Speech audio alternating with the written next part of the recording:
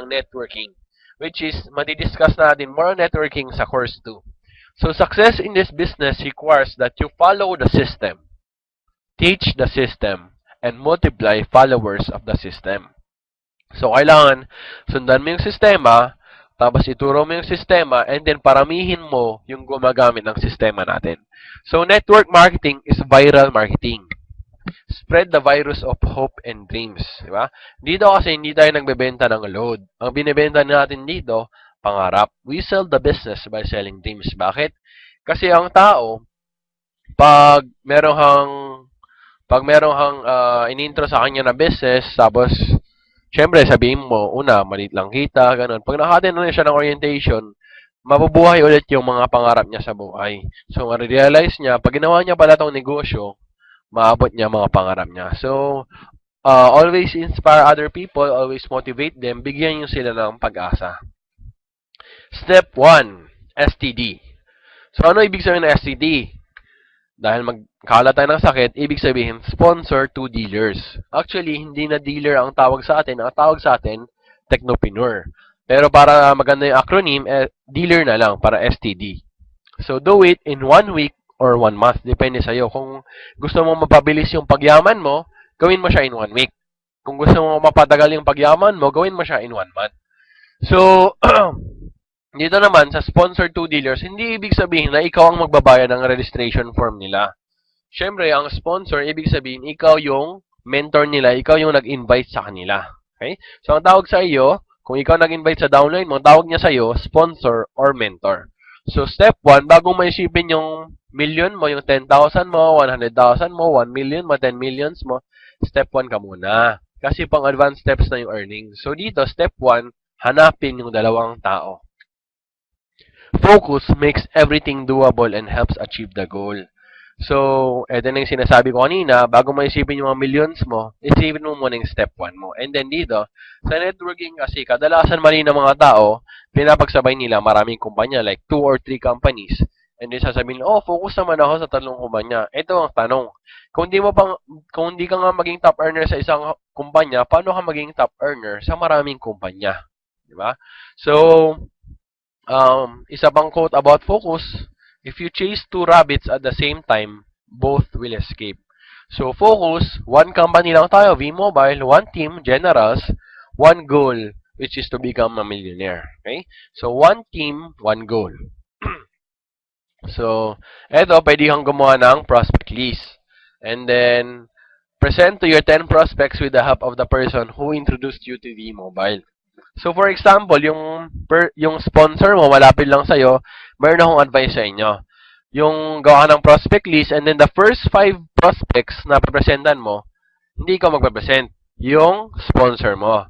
So, pag siya nagpe-present, ibig sabihin, ikaw, makinig ka lang dyan sa gilid, mag-take down notes ka kung ano sinasabi niya per slide.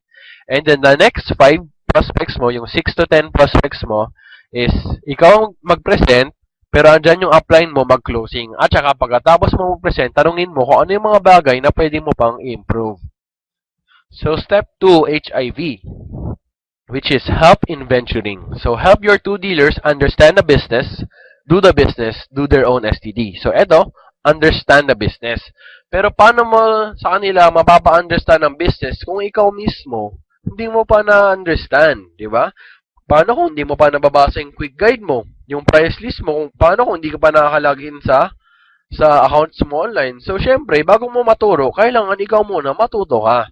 So, para matuto sila, gawin yung negosyo and gawin yung sarili nilang STD. Ibig sabihin, tuturuan mo sila kung paano mahanap yung dalawa nilang leaders. So, do their own STD. Step 3 is AIDS. So, dito, attain independence by duplicating strategies. So, train your 2 dealers to do HIV with their sponsor dealers. So, step 1, maghanap ka ng dalawang tao, dalawang leaders na gusto magnegosyo. Step 2, ituro sa kanila ng mabuti ang negosyo. So, ito, i-differentiate natin ang recruiter versus mentor. Ang recruiter, kung ikaw ay isang talamak na recruiter, pagpasok ng kaibigan mo sa negosyo, hinayaan mo na siya. Dahil ni-recruit mo lang siya. Pag ganoon ang ginagawa mo, masisira ang pangalan mo. Bakit?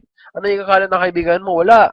Pinasok na ako sa negosyo, tapos hinayaan na ako. So, very important, after nilang pumasok, turuan mo sila. Ang mentor, yun yung ginagawa. Pagkapasok mo, dyan pa magsisimula ang trabaho niya. Bakit? Tuturuan ka niya kung paano gawin ang negosyo. So, remember, be a good mentor, not a recruiter. And then dito, sa step 3, attain independence by duplicating strategies. Kailangan turuan mo yung dalawang mong dealer na magturo sa kanilang dalawang dealer. So, sa step 1, hanapin mo yung dalawang tao. Sa step 2, you will become a teacher. Yung students mo, yung dalawang leaders mo. Sa step 3, you will become a teacher of teachers. Ibig sabihin, pag ikaw yung teacher of teachers, malaki na ang kikitain mo. Pero before ka umabot sa ganong stage, kailangan mo muna maging student. Become a student, learn the business, become a teacher, and then become a teacher of teachers. So, quick review of the 3 infectious steps. Paano ba magkalat ng sakit? Step 1, STD. Step 2, HIV. Step 3, AIDS. Earning 1 million in V-Mobile is possible, doable, and achievable. So, make sure you understand the business. Ang nare-recommend nga namin, pagkapasok mo, alam ko, sobrang excited mo na mag-invite. Pero pigil lang mo yung sarili mo. For 1 whole week, huwag ka muna mag-invite. Aralin mo muna yung negosyo. Kasi kaya maraming nagfe-fail dahil nag-quit sila. Bakit sila nag-quit? Nung bago pa lang sila, wala pa silang alam sa negosyo, nag-imbita na sila. Kaya pag imbita nila, meron lang konting tanong yung prospect na sobrang dali, pero hindi nila masagot. Like for example, tanong ng prospect sa'yo, paano mag-load? Eh, ikaw, bago ka pa. Hindi mo alam. So, kung sasabihin mo, ay, mahirap pala to. Pero sa totoo lang, hindi siya mahirap. Hindi mo lang talaga alam yung sagot. Hindi ka pa equipped. So, for 1 whole week, wag ka mag-invite. Aralin mo yung negosyo. So, do steps 1 to 3, STD, HIV, AIDS, and then earn 1 million in 3 months or 1 year. So, bakit 1 year to? Siyempre, 1 year to, pag hinanap mo yung, pag nag-start ka, STD in 1 month. And then, tinuruan mo rin sila ng STD in 1 month. So, pwede kang maging millionaire in 1 year. Or, pwede kang maging millionaire in 3 months. Paano? Pag ginawa mo yung STD in 1 week. So, depende sa'yo kung kailan mo gusto maging millionaire, 3 months or 1 year. So, bago tayo matapos, meron akong assignments na ibibigay sa inyo. Number 1, make your prospect list. Lahat na kakilala mo, lahat ng K mo sa buhay. And then aim for 100 people. So, number 2, have your own flip chart or clear book. Para dala-dala mo yung presentation mo kahit saan. And then, bago ka matulog, reviewin mo yung clear book mo. Tapos, pag matutulog ka na, ilagay mo sa ilan ng unan mo. Pagkagising mo, reviewin mo ulit. Tapos, focus ka doon sa power of 2 and power of 4. Tingnan mo. 2 o 3 o 4 na tao lang ang kailangan mo para yumaman. Gawin mo na agad. Okay? So, read and understand the quick guide. So, kadalasan kasi questions sa mga bagong TPs, nasa quick guide lang po.